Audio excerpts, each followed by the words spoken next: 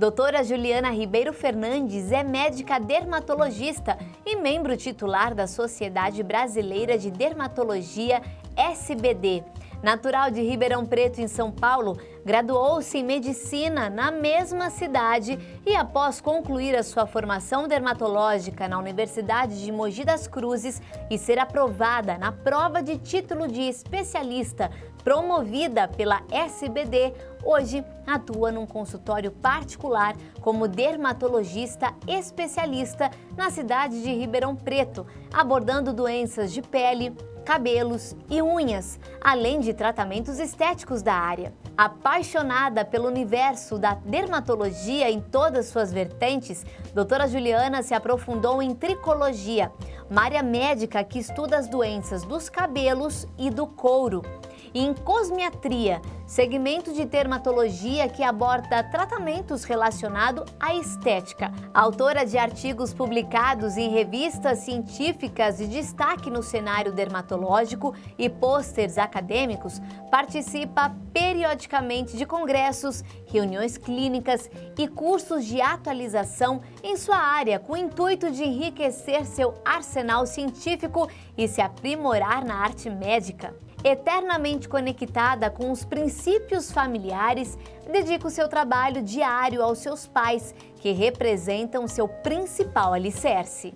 Oi, gente, sejam muito bem-vindos. Hoje no Empresários de Sucesso TV, eu converso com a doutora Juliana Ribeiro Fernandes. Ela é médica dermatologista e membro titular da Sociedade Brasileira de Dermatologia, SBD. Olá, doutora, seja muito bem-vinda. Olá, Mirelle, muito obrigada. Agradeço muito o convite. Uma honra estar aqui participando com vocês hoje. Obrigada por ter aceitado.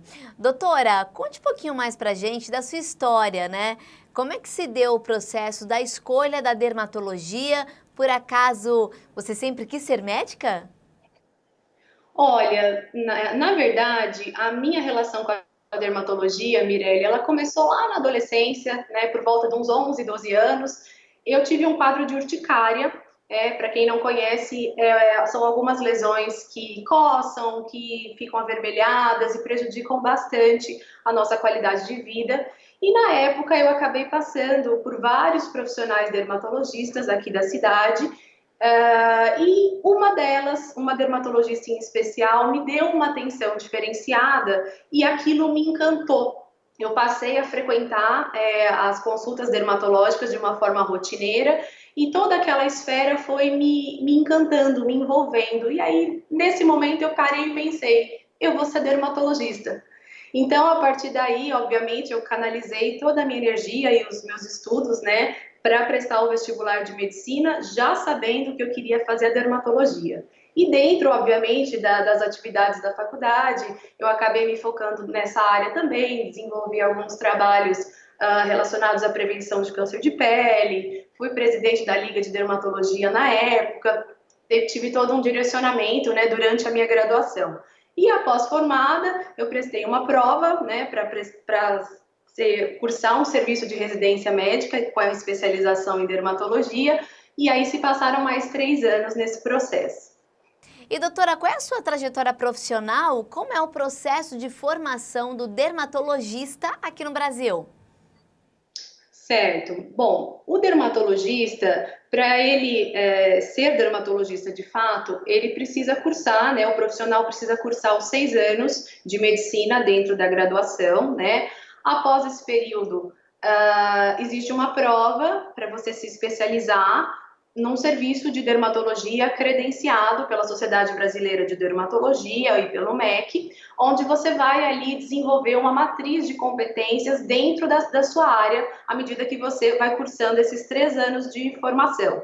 Então, é nesse momento que a gente se lapida, tem contato com a dermatologia clínica, com as doenças do dia a dia, com a dermatologia hospitalar, com a dermatologia cirúrgica, com a parte cosmiátrica, né, que seria o segmento estético dentro da área. E após esses 3 anos, a conclusão desse período, a gente presta uma prova de título de especialista em dermatologia e após a aprovação dela, a gente recebe um número que se chama RQE, que nos garante a especialização. Similar ao CRM, que nos garante a graduação médica, o RQE nos garante a formação em especialista na área. Doutora, como é que surgiu a ideia de empreender em seu próprio consultório? Por acaso você já se enquadrava num plano inicial ou foi resultado de um processo gradual?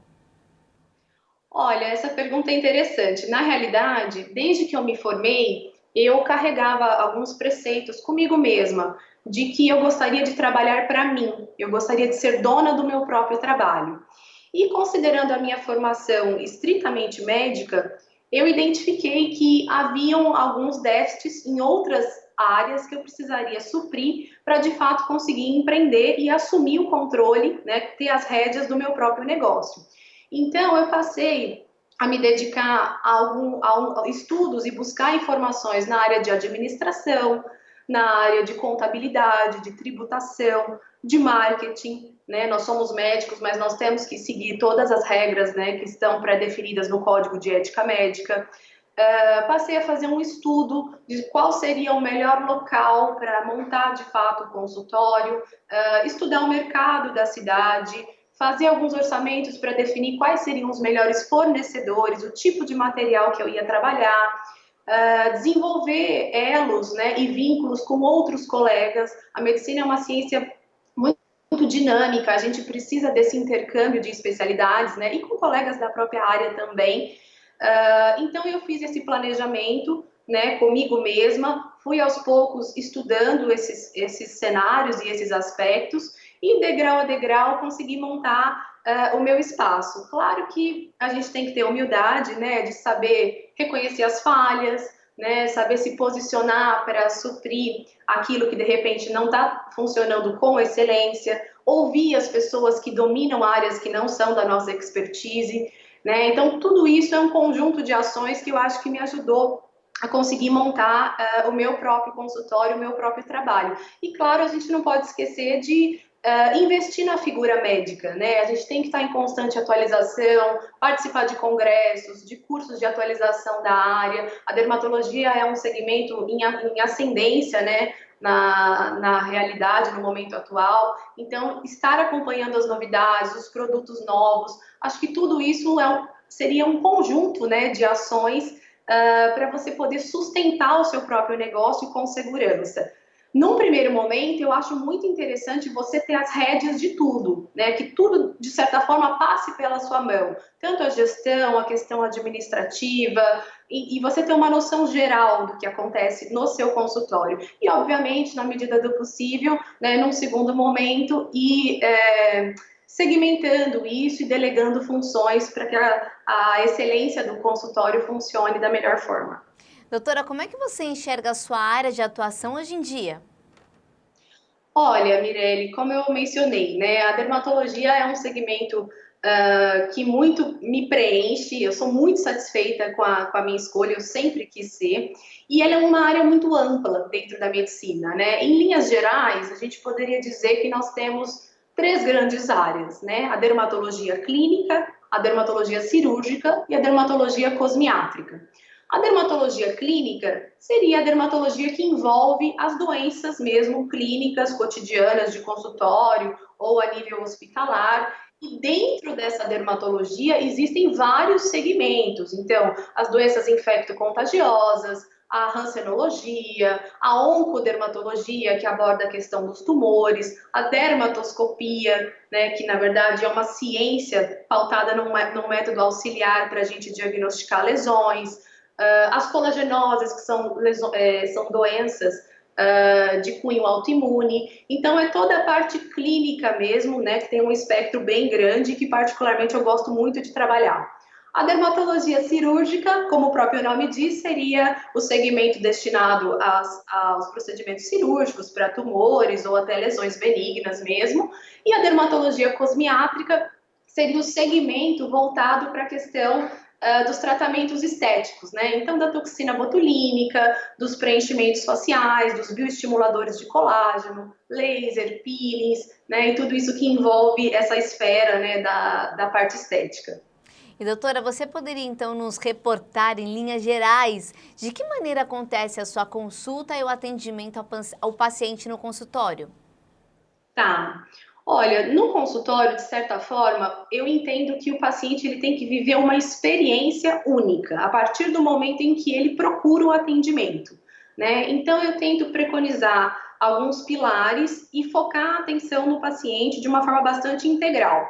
Então, a partir do momento que o paciente senta na minha sala e ele vai me reportar ali alguma queixa, né, alguma questão específica, eu vou desenvolver algumas perguntas, né, focadas para eu poder entender melhor esse problema, algumas perguntas direcionadas e outras perguntas também que envolvam o paciente de uma forma integral, de uma forma global. Então, eu preciso saber qual é o histórico daquele paciente, se ele toma algum tipo de medicação, quais são as doenças de base que ele tem, quais são as comorbidades, o histórico de alergias, de câncer de pele na família. Então, a gente faz uma espécie de uma entrevista médica, né, que a gente chama de anamnese, né, o termo técnico para essa situação, para a gente poder fazer um desenho do que está acontecendo e eu entender melhor aquele paciente.